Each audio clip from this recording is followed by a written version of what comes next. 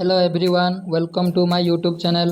आपण मैंने थंबनेल देखि बुझी सारी वीडियो टिका उपरे। वीडियो स्टार्ट करबा पूर्व मु दुईटी कथा कहि दउची। फर्स्ट कथा हला आज मोर जन्मदिन, सेकंड कथा हला एटा होची मोर प्रथम ब्लॉग वीडियो। तो वीडियो भल लागले लाइक शेयर सब्सक्राइब करिवे। तो चलंतु वीडियो को स्टार्ट करबा। सो आमे आसी पहुंच जाइछु बस स्टैंड रे। हाय करो समस्ते। तो बस भी आसी जाइछि। तो आज आमे जिबा उज्जलेश्वर, सेठी देखाबो चलंतु। आमे आज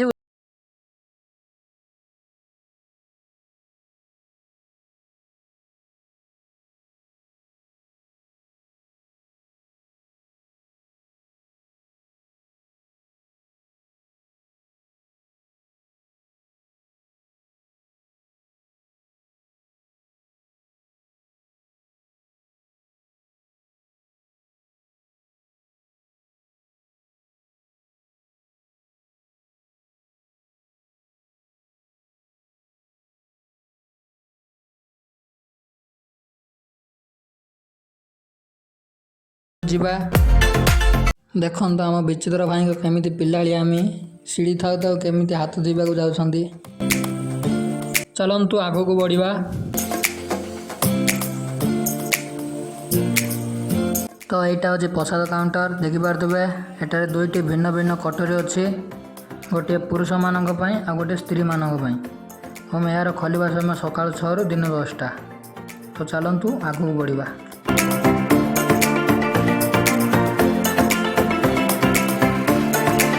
मंदिर भितर को आसी सारीचु। देखिपारे मंदिर भितर केते सुंदर पोखरी देखिपारे। एवं ये पोखरी भितर देखिपारे खंब टाइप किसी जाल बेड़ा जाइए। जाल बेड़ाइबार कारण कि पोखरी भितर कुंभीर अच्छी। कुंभीर क्या आक्रमण न कर आखि आगे रखी यही सब जाल बेड़ा जाइए। तो चलतु आम मंदिर भितर को जावा। आम तीन सांगों ना पूजा आरंभ हो गला। देखिपारे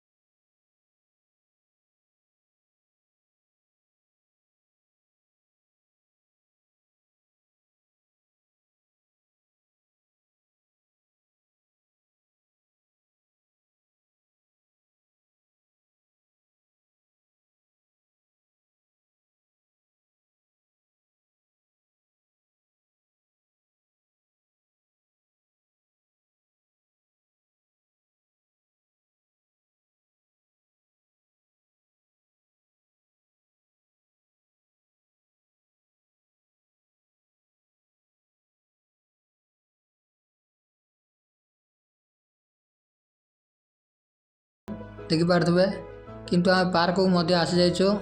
तो चलतु मजा करिबा।